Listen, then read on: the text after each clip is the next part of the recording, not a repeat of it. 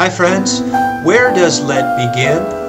Lent begins up north at Caesarea Philippi, and then even a little farther north at a high point on Mount Hermon.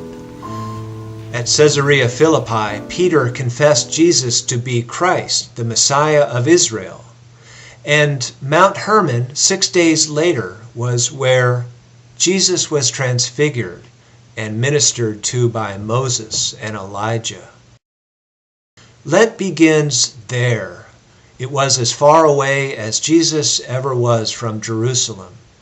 There, Jesus began to foretell his death and resurrection. There, he made the turn back to the heart of Israel.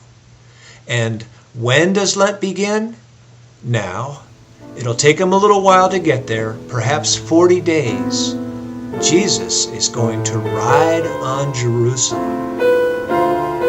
Getting a little ahead of the story, which you probably know, when he arrives, he has no horses, scant few men, and generally bumbling ones at that, and no weapons, though it's rumored someone has a sword. Jesus is always the one who has nothing. When he gets there, he will ride in on a young, borrowed donkey.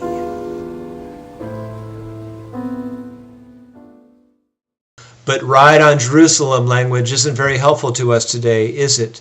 Only Jesus did that.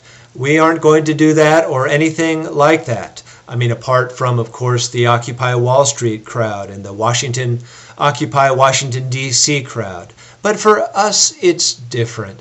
The invitation we have this Lent to ride on Jerusalem looks different. This Lent we could walk toward the work to which we are most called. This Lent we could walk toward the people to whom we are most called. This Lent we could walk toward the self to which we are most called, the self that we were created to be. This Lent we could get to know Jesus better. Now these things sound like a Lenten journey. These things could be meaningful to us, this imagery helpful to us. We are starting a Lenten journey. How far away are you from where you want to be?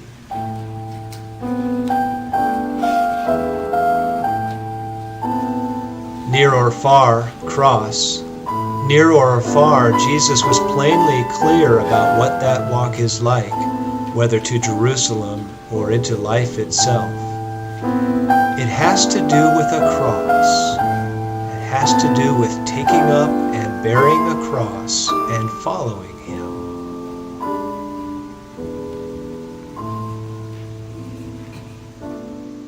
Cross. It is the way to the work, to the people, to the self. It is the way to Jerusalem. There may be no way to do this. I should be the first to say that. But there's always this, wanting to have the life we're supposed to have. And there's always this, many prayers of dependency upon God. We're having a Lenten journey at First Presbyterian Church. We're invited.